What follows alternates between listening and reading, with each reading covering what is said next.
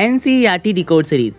सो आप सभी का वेलकम है इस सीरीज़ के अंदर, जिसमें मैं आज क्लास 9th साइंस का जो हमारा चैप्टर है cell the building block of life, इस चैप्टर से मैं स्टार्ट कर रहा हूँ इस सीरीज़ को, जिसके अंदर आपको कंप्लीट NCERT रीडिंग करवाने वाला हूँ मैं, एक्सप्लेनेशन देने वाला हूँ मैं, जिससे आपकी जो NCERT है वो आपके टिप्स पे हो जाए। तो बिना टाइम वेस्ट के चलो हम स्टार्ट करते हैं इस सीरीज़ को। Hello everyone, welcome on my channel पढ़ाई लिखाई विद अमन। जैसे कि मैंने आपको बताया कि आज की इस वीडियो में मैं स्टार्ट कर रहा हूँ अपनी NCERT रीडिंग सीरीज़। जैसे कि मैंने आपको अपने पहले वाली वीडियो में बताया था कि NCERT रीडिंग डिकोड सीरीज़ है क्या, राइट। इसके अंदर आपको क्लास 9th की NCERT रीडिंग मैं करवाने वाला हूँ, science biology part part, right. So आज मैं चैप्टर स्टार्ट कर रहा हूँ cell the building block of life से। सो सभी स्टूडेंट्स अपनी NCERT वाली बुक ओपन कर लें, अपने पास रख लें, पेंसिल ले लें हाथ में, इरेजर ले लें, जो मैं अंडरलाइन करूँ या फिर इंपॉर्टेंट पॉइंट्स कुछ करूँ हाईलाइट, तो आप उसको हाईलाइट करेंगे एंड वहीं पे जो भी मैं समझाऊंगा एक्सप्लेनेशन, वही NCERT की जो खाली स्पेस है वहाँ पे आप उसको लिखें, ठीक है। चलिए स्टार्ट करते हैं हम इस चीज़ को अब। सो जैसे कि आप देख रहे हैं कि मैं भी अपनी NCERT की जो बुक है आपकी क्लास 9th की, वो मैं लेके यहाँ पे आया हूँ। उसी का जो फर्स्ट पेज है इस चैप्टर का वो मैंने ओपन किया है। सभी बच्चे इस पेज पे आ जाएंगे एंड हम स्टार्ट करते हैं रीडिंग। फर्स्ट ऑफ ऑल हम चलते हैं चैप्टर के नाम पे। चैप्टर का नाम क्या है? Cell the building block of life. Cell the building block of life. अगर इस चैप्टर में हम पढ़ेंगे सेल के बारे में कि सेल है क्या, और सेल को हम क्या बोल रहे हैं? बिल्डिंग ब्लॉक बोल रहे हैं लाइफ की, जीवन की। लाइफ मीन्स क्या है? हमारा जीवन, कोई भी ऑर्गेनिज्म। लाइफ मीन्स क्या है? हमारा लाइफ मीन्स क्या है? हमारा जीवन मीन्स कोई भी ऑर्गेनिज्म की यहाँ पे हम बात कर रहे हैं। मीन्स कोई भी लिविंग ऑर्गेनिज्म है, उसके अंदर जो सबसे बेसिक जो पार्ट है वो क्या है? सेल है। जैसे कि मैं समझाता हूँ कि हम बिल्डिंग बनाते हैं, हम घर बनाते हैं, तो उसके अंदर सबसे बेसिक पार्ट होता है जिससे घर बनता है, वो क्या होती हैं? ईंटें, ब्रिक्स, राइट। वैसे ही सिमिलर जो हम ऑर्गेनिज्म है, हमारे अंदर ऐसी क्या चीज़ है जिससे हमारा बॉडी जो पूरा बना हुआ है, राइट, वो है हमारा सेल। सेल से फिर धीरे धीरे चीज़ें बनी हैं। इससे तो हम इसी टॉपिक के बारे में, इसी के बारे में और भी गहराई में जाके चैप्टर के अंदर पढ़ने वाले हैं। सो स्टार्ट करते हैं चैप्टर को। या it is widely accepted amongst the scientific community that life originated in water. क्या लिखा हुआ है कि जो मोस्ट ऑफ द साइंटिस्ट है वो क्या बोलते हैं कि जो लाइफ है वो कहाँ से वो ये स्टार्ट हुई है? वो स्टार्ट हुई है हमारी वाटर से। Some researchers believe that life may have originated in small pond. और कुछ तो ऐसे रिसर्चर्स हैं जो बोलते हैं कि हमारी लाइफ वाटर पूल से स्टार्ट हुई है। बहुत से ऐसा बोलते हैं कि वाटर जो हमारी लाइफ है वाटर से स्टार्ट हुई है, और कुछ बोलते हैं कि हमारी जो लाइफ है वाटर पूल से स्टार्ट हुई है, right. With changing environment condition rather than the in oceans. कैसे कि हमारा जो इन्वायरमेंट है उसमें क्या क्या चेंजेस आ रहे हैं, उसके अकॉर्डिंगली क्या लिखा हुआ है? Hot spring, second, hot spring are examples of such environments in India. क्या बोल रहे हैं कि जो हॉट स्प्रिंग है वो भी एक हमारे इंडिया का ही एक इन्वायरमेंटल एग्जाम्पल है। हॉट स्प्रिंग अब होता क्या है? हॉट स्प्रिंग क्या है? जब हमारा ग्राउंड वाटर ऊपर आ जाए और खट्टा हो जाए, तब जो पानी खट्टा होता है वो हॉट वाटर, उसको हम बोल रहे हैं हॉट स्प्रिंग, राइट। तो हम यहाँ पे देखेंगे कि क्या लिखा हुआ है? In India the hot spring of Puga valley in Ladakh maintain a very high temperature nearly at the boiling point of water. क्या लिखा हुआ है कि अगर हम बात करें हमारे भारत देश की, हमारे इंडिया की, तो जो पोगा वैली है जो कि कहाँ पे है? लद्दाख में है। वहाँ पे जो हॉट स्प्रिंग है वहाँ पे जो टेम्परेचर है वो बहुत ज़्यादा हाई रहता है, लगभग जो पानी का बॉइलिंग पॉइंट है उतना। अब यहाँ बोल रहे हैं पानी का बॉइलिंग पॉइंट, तो आप लोग को पता होगा कि जो वाटर है उसका बॉइलिंग पॉइंट कितना होता है? 100 डिग्री सेल्सियस, राइट। ये होता है पानी का बॉइलिंग पॉइंट। मतलब जो पोगा वैली है, जो वहाँ पे हॉट स्प्रिंग है, उसका टेम्परेचर कितना है? 100 डिग्री सेल्सियस है। Even in a cold climate, चाहे वहाँ पे सर्दी का टाइम हो, चाहे वहाँ पे गर्मी का टाइम हो, मीन सेम वो रहता है temperature 100 degree Celsius. These environmental condition seem to be similar to those on the early earth.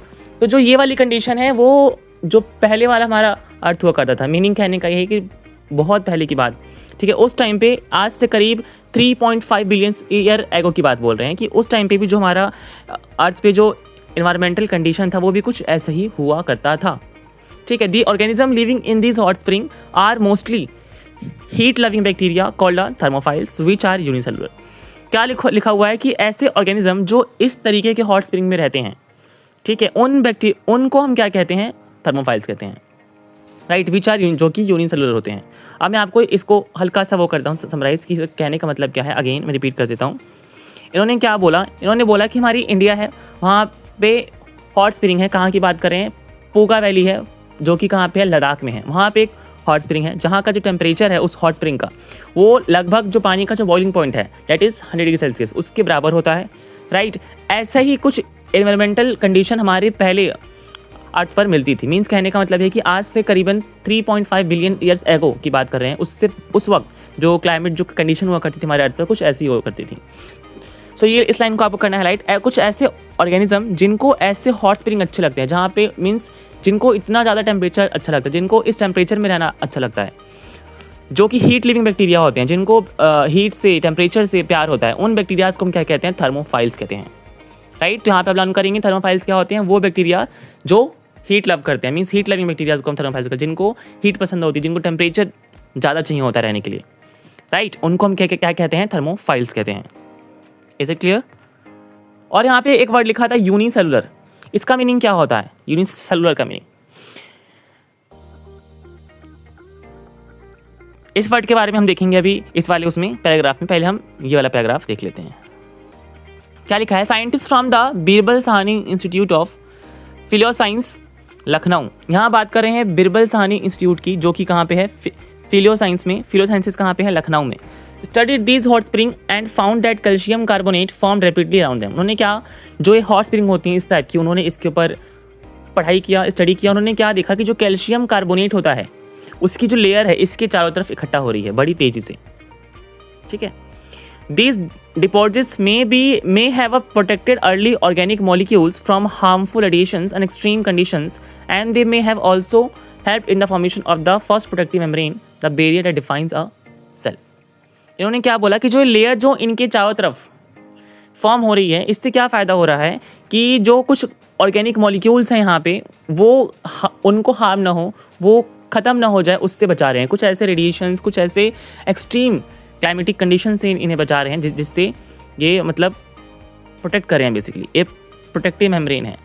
Right, यहाँ लिखना है आपको क्यों ये सारा ऑर्गेनिक मॉलिक्यूल्स हैं जिसको हम हार्मफुल रेडिएशन से बचा रहे हैं और एक्सट्रीम कंडीशन से ये हेल्प कर रहे हैं इनको एक प्रोटेक्टिव लेयर बनाने में, प्रोटेक्टिव मेम्ब्रेन बनाने में। राइट, तो यहाँ पे आपको ये समझना है थर्मोफाइल्स क्या होता है, कौन सा इंस्टीट्यूट था वहाँ पे, क्या उन्होंने स्टडी किया था और क्या रिजल्ट आया था। ठीक है, नाउ अब देखते हैं हम इस वाले उसमें पैराग्राफ में, all living organism are made of cell. यहाँ पे क्या लिखा है, जितने भी लिविंग ऑर्गेनिज्म हैं वो सारे के सारे सेल से मिलकर बने हुए हैं। All living organism made of cell. The cell represent the basic level at which a life exists. So जैसा मैंने आपको स्टार्टिंग में एग्जांपल दिया था कि बिल्डिंग, घर, मकान बनाने के लिए जैसे कि हम पहले ईंट का ढांचा वो करते हैं तैयार, ईंट पे ईंट लगाते हैं, वैसे ही सिमिलर अगर हम बात करें इंसान की बॉडी या फिर कोई भी लिविंग ऑर्गेनिज्म की बॉडी के बारे में, तो वहाँ पे ऐसा कौन सा पार्ट है जहाँ से हमारी लाइफ स्टार्ट हुई है, सबसे बेसिक अगर हम घुसे अपने बॉडी के अंदर, तो वो है सेल। ठीक है ना, तो वही लिखा हुआ है, some organism such as bacteria और yeast consist of only one cell. तो यहाँ पे क्या बोल रहे हैं कि कुछ ऑर्गेनिज्म ऐसे हैं जिनके पास सिर्फ एक सेल है, उनको हम क्या बोलते हैं, यूनिसेलुलर बोलते हैं। इसको हम लिख लेते हैं कि कुछ ऐसे ऑर्गेनिज्म हैं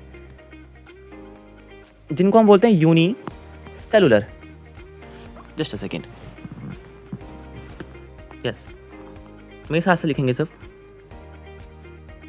यूनिसेलुलर क्या होता है, यूनि मीन्स होता है सिंगल, यूनि मीन्स क्या होता है, सिंगल।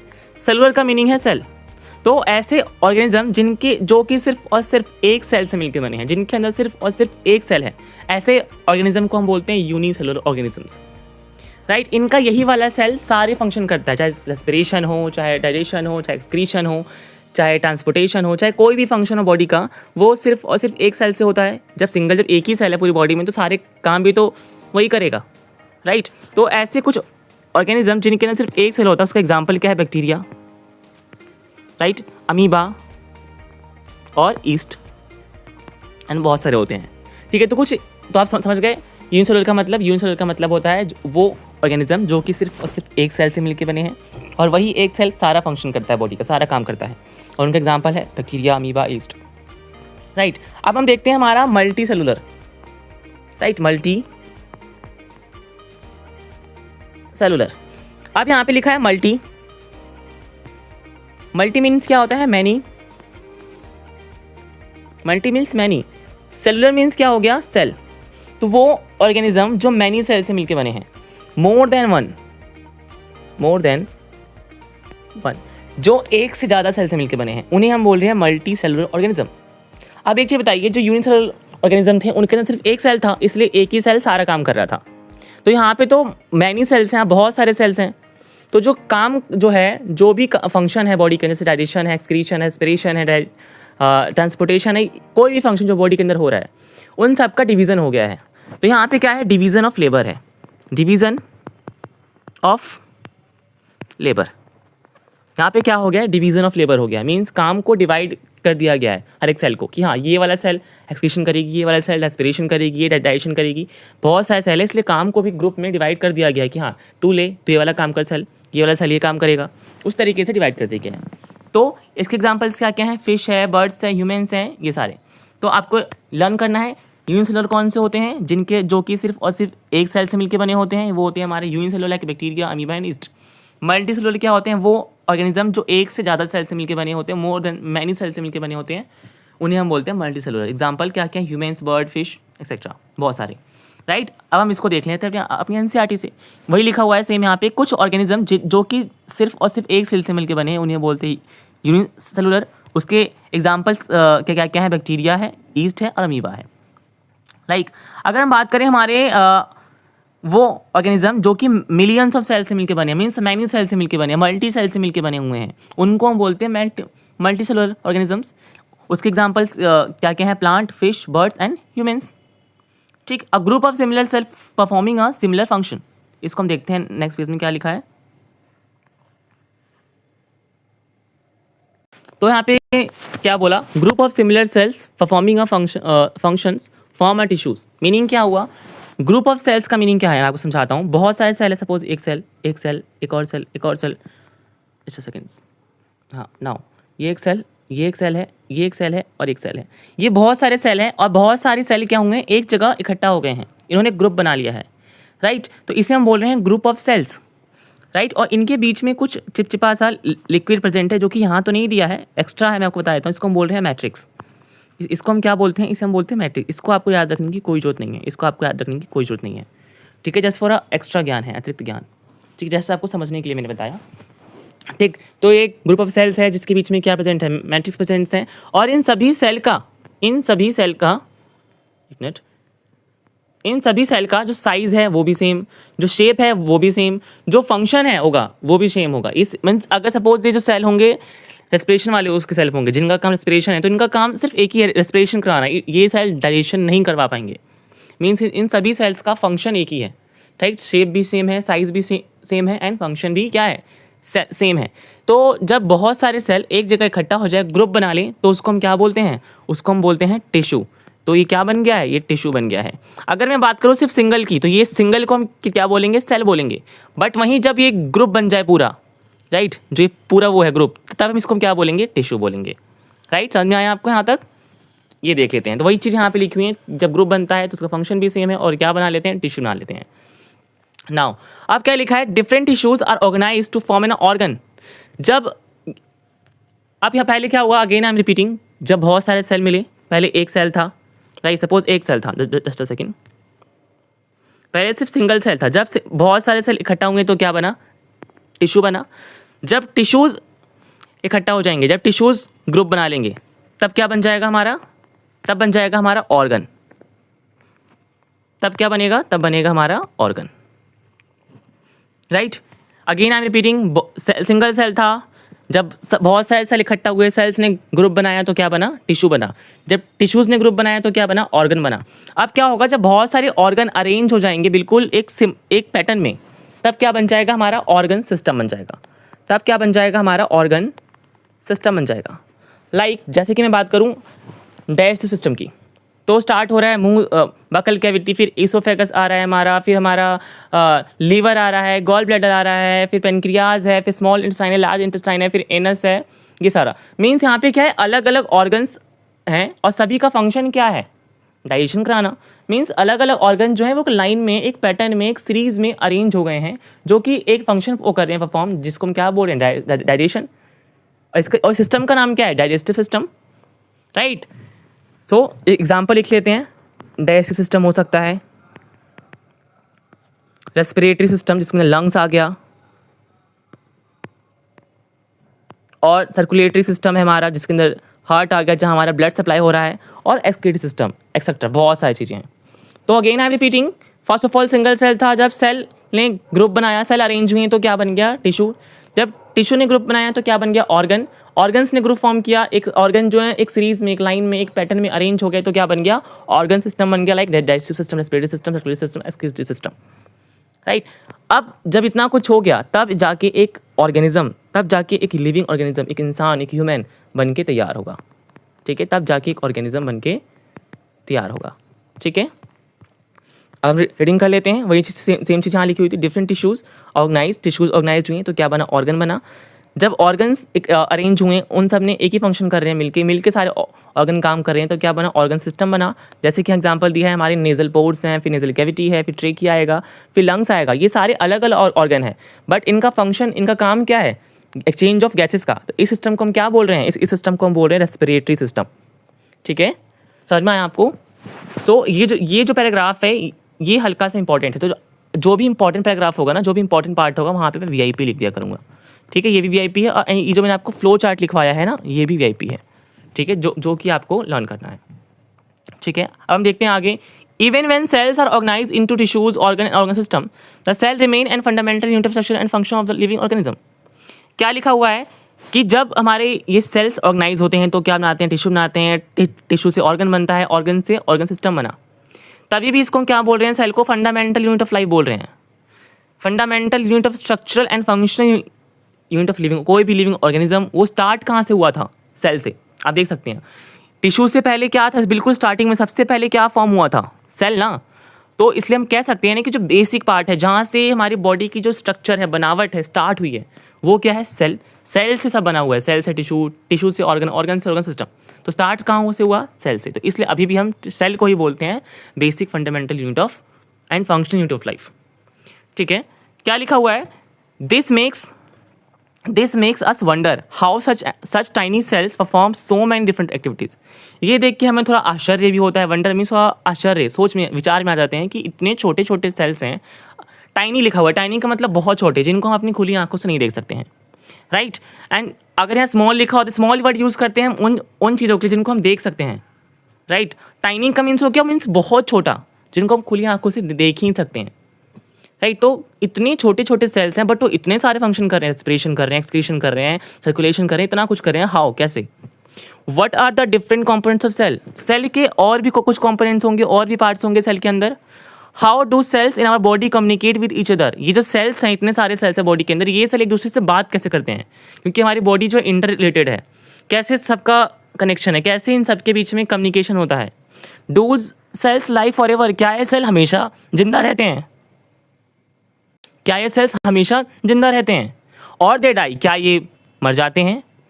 कुछ ये क्वेश्चंस हैं जिनके बारे में हम इस चैप्टर में आगे पढ़ेंगे, ठीक है? तो आज के लिए इतना ही। सो नेक्स्ट वीडियो में मैं आपको स्टार्ट करूंगा यहाँ से 2.1 से, how do study sales.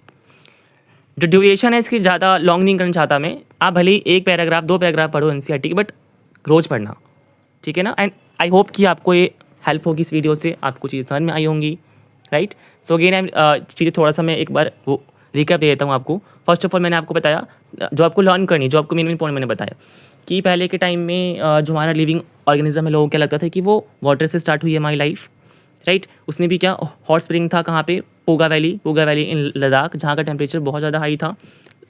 Approx क्या मीन्स नियरली किसके पास जो हमारा वाटर का बॉइलिंग पॉइंट होता है उस तक, मीन्स 100 डिग्री सेल्सियस तक, इवन ठंड में भी, राइट? और जो हमारे लिविंग ऑर्गेनिज्म जिनको हॉट स्प्रिंग पसंद है, जिनको ऐसा टेम्परेचर पसंद है, उनको हम क्या बोलते हैं? थर्मोफाइल्स बोलते हैं, right?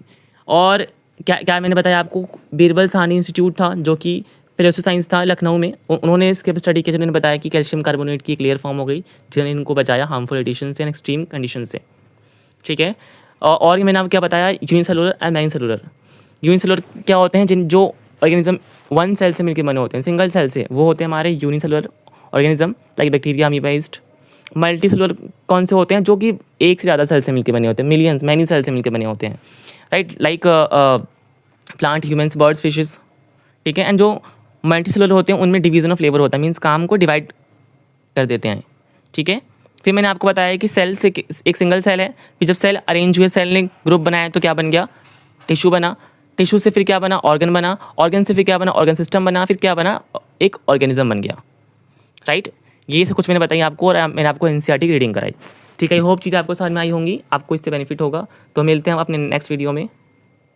The work you do quietly will speak loudly one day.